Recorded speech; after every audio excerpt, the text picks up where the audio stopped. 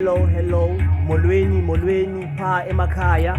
Ndibulisa utata, ndibulise umama ohleliyo pha ekhaya, ndibulise umakhulu, ndibulise utamkhulu, ndibulise my brothers, ndibulise odadewethu, my sisters abahleliyo emakhaya. Ndithi inkosi mayibongwe. Ndibulise abantwana abancinane abangakwazi ukuzibongela enkosini.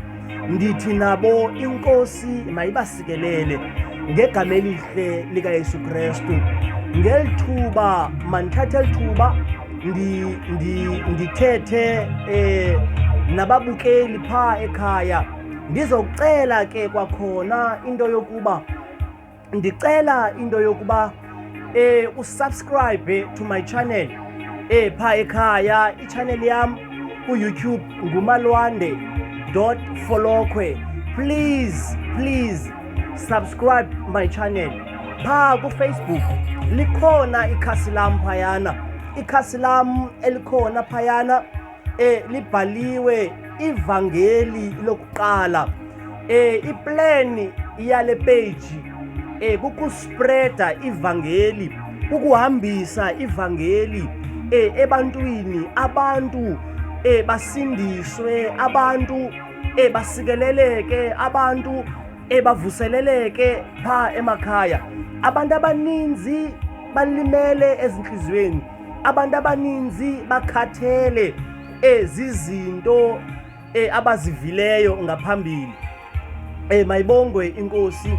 Khona ke ngoku kungoko sisithi ubani nobani akangeke akwazi ukuliphosa elithuba, akangeke akwazi elithuba alishiye, ngoba lithuba likaThixo eli.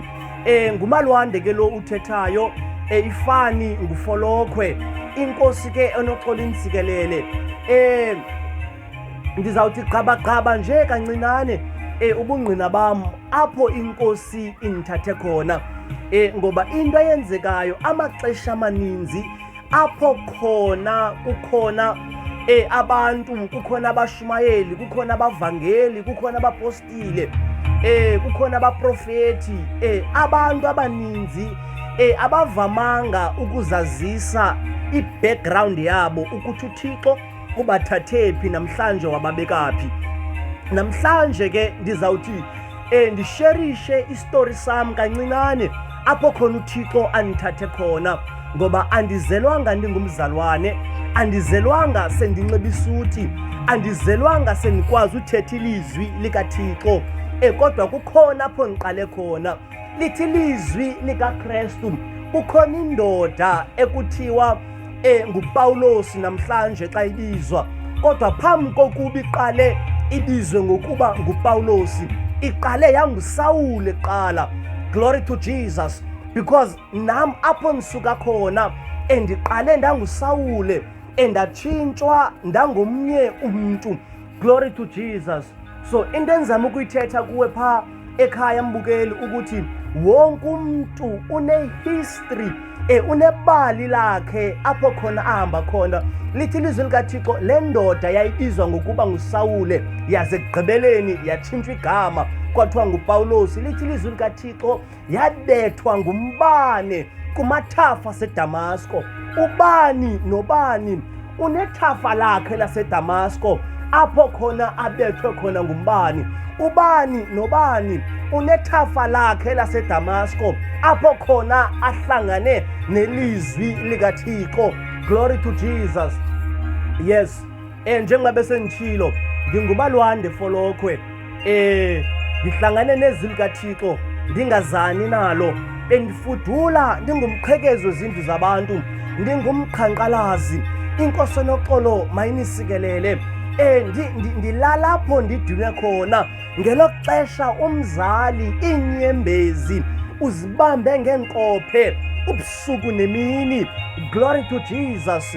Ndigongotha iklasi enye iminyaka emithathu. Inkosi enoxolo mayinisikelele.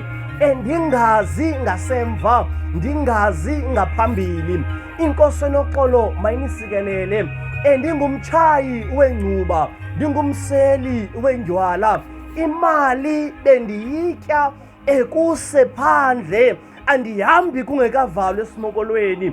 Inkosi enoxolo mayisithande isikelele. Kodwa ilanga elilodwa endathi ndabanjwa yimpundulu, bathama abaninzi abantu namhlanje xa bethetha bathi yiNaamani. Ndandibanjwe ke yilo Naamani, ndavuka ndahamba ndayolala ezingubeni zomzali wam. Inkosi enoxolo mayinisikelele ekhaya. Wathi umzali wam, mntanam, mna andinalo ichiza lokunyanga imeko yakho, kodwa eyona nto enokunceda lilizwi likaThixo. Eyona nto enokunceda nguYesu. Andayiqonda le nto. Inkosi enoxolo mayisithande isikelele. Andayiva kakuhle ngoba bendilindele into yokuba ngaba uzandinika ichiza. Bendilindele into yokuba ngaba uzawundinika iyeza endizawuthi ndiliphathe okanye ndilisebenzise phakathi kum emzimbeni. Wathi mntanam, andinayo enye into endinayo, ikhona inkonzo endingazuyibiza ngagama ngoba andikho apha ngokugqamisa inkonzo yam, kodwa ndilapha ngokushumayela ilizwi likaThixo ngenjongo yokuthi abantu mabasindiswe. Ndathi nam ke ndayimamela le nto, ndaqonda ukuthi makhe ndiyilinge le nto ithethwa ngumzali. Yathi yokubetha intsimbi yesithandathu malanga ndahamba ndaya enkonzweni, zange ndive yonke into yayisenziwa, kodwa kwahlatyelwa ingoma eyayisithi, esahleliyo ezingqondweni yam nanamhlanje, eyayisithi uya kuhamba wena wedwa, uya kubizwa wena wedwa. Ndasondela nam ngaphambili ngelo langa. Inkosi enoxolo mayisithande isikelele. Endabekwa isandla egameni likaYesu, egameni likaYesu, egameni likaYesu, egameni likaYesu. Kwatsho kwavela umzali wakhe, kwatsho kwavela umzali wakhe. Namhlanje ndithetha ngezwi likaThixo. Namhlanje ndithetha ngezwi, hayi izwi ebendilazi, kodwa izwi endihlangene nalo ngokubekwa isandla ngegama likaYesu. Akho nto ndiyiphathiswe ngasandla, akho nto ndiyinikiweyo, kodwa kwathiwa egameni likaYesu phakama uvuke uhambe. Inkosi enoxolo mayisithande isikelele. Ya, sesiqalile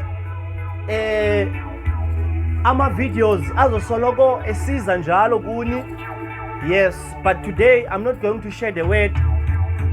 Nani andizuthetha zwi, but bendize nje ukuzoxela ubumna bam apho ndivela khona, apho uThixo andithathe khona. Ngoku le nto andikwazi ukuhlala nayo. Amen. Andikwazi ukuhlala nayo. Ndiyanqwena ingawonke umuntu angafikelela ekuyazini inyaniso. Ndiyabulela kakhulu. Enkosi.